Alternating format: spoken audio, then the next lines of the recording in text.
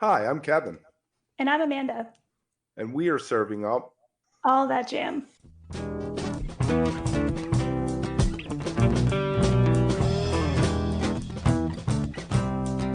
All That Jam, quick hit. Barry the Fish Melton on Country Joe and the Fish.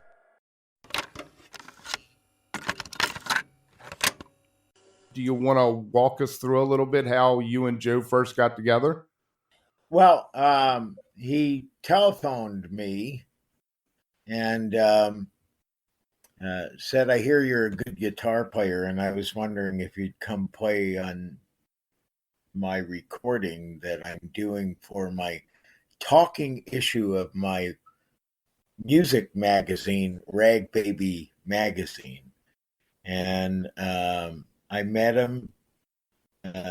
We rehearsed a couple of times, and there you go. There are two cuts on our original EP, extended play, 33 and a third record, and one of them is with a jug band that Joe was playing with at the time, and the other is just Joe and I. And so when it came time to do our first tour, from people who had heard the record, or promoted by people who had heard our record, we just went out as a duo, Country Joe and the Fish, and there you have it. Everything sort of starts there, and for me, in the music industry. Although I was playing before that, I was sort of a Berkeley folk singer, I guess. But right, there was a big folk movement going on at the time, and then jug bands, folk movement in the Bay Area, and then it moved to rock and roll. It seems interesting listening back that there's a short period between the folk scene and the psychedelic music scene. What do you think caused that jump? What do I think caused that? It may have been the drugs we were taking. I mean, honestly, there's a reason why it's called psychedelic music, but what can I say? If you don't know, then maybe you shouldn't know, and if you know, then you know. Then you get it. It did seem like it turned on a dime there. Well, actually, I mean, what's happening is all musicians, I think, want to reach people with their music, and this legitimization of electric music was taking place, where people who I knew as folk musicians were actually becoming electric, and so we were just part of we moved with the trend, I guess. I don't think we're responsible for it, but I guess in cumulative measures, we probably bear some responsibility. There you go. That's a good answer. Very nice.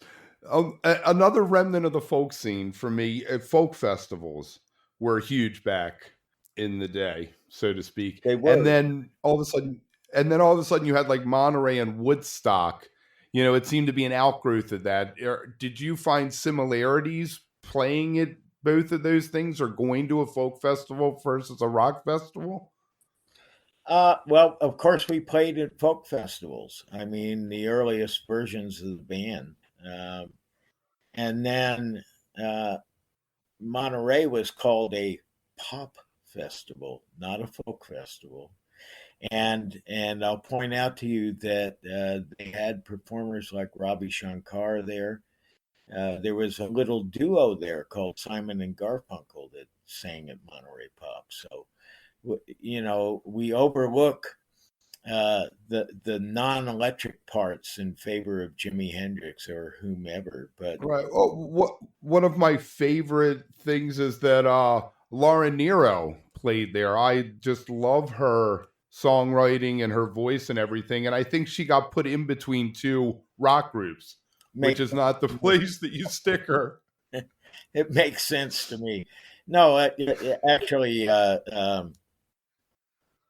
Monterey was an interesting event, and it launched me, my band, and other bands, particularly from San Francisco and the Bay Area, that got launched during that 2 or 3 days that the pop festival took place. Now, did you have an album beforehand, or did the album come afterwards? We did 2 small extended play records. One was basically Joe and I as a duo and a jug band. And actually, on the flip side, there was a local songwriter named Peter Krug who sang on the other side of the record. And then later, maybe 6 months later, we did an electric band EP, extended play record. But by the time of Monterey more or less coincided with the release of our Vanguard LP. How was it working with Vanguard? I know that they were really good at being a folk label. I don't think they were as good at being a rock label. Oh.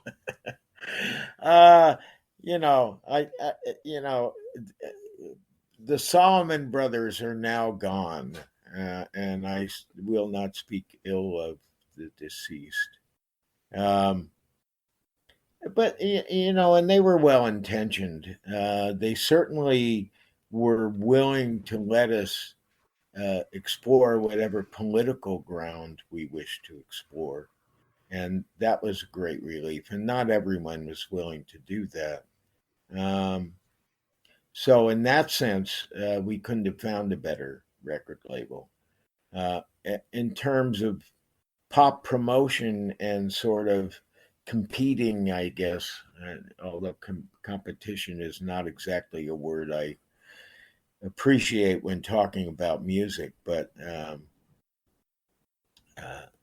they were a bit behind promotionally, I guess, from the business end. That's what I was going to say. It's the marketing. Right. That seems like an issue that a lot of bands went through. I mean, the Dead with Warner Brothers, they were a rock label, but didn't know what to do with, that. Whereas the Airplane, they marketed right and they got huge. White Rabbit, and what was the other one? Somebody to Love. Yeah. Yeah. That's my friend Darby Slick wrote that song.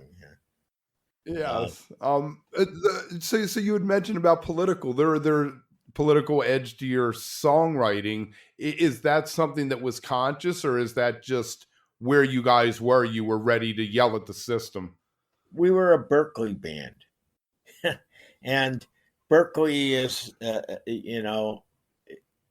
I would say for a substantial part of the 60s, when people across the Bay in San Francisco were drinking espresso and talking about mind-altering drugs, we were sitting at the Forum in Berkeley and drinking espresso, but talking about politics and left-wing stuff and the free speech movement and all that sort of thing. So we were sort of a product of our environment. If you are enjoying All That Jam, please like and subscribe to our social media channels at All That Jam Pod on Twitter, Instagram, and Facebook, or visit our website, allthatjampod.com. Make sure to sign up for our email list and tune in every week for new episodes. Also, look for full interviews on our YouTube channel. And remember, stay beautiful, but don't stay underground too long.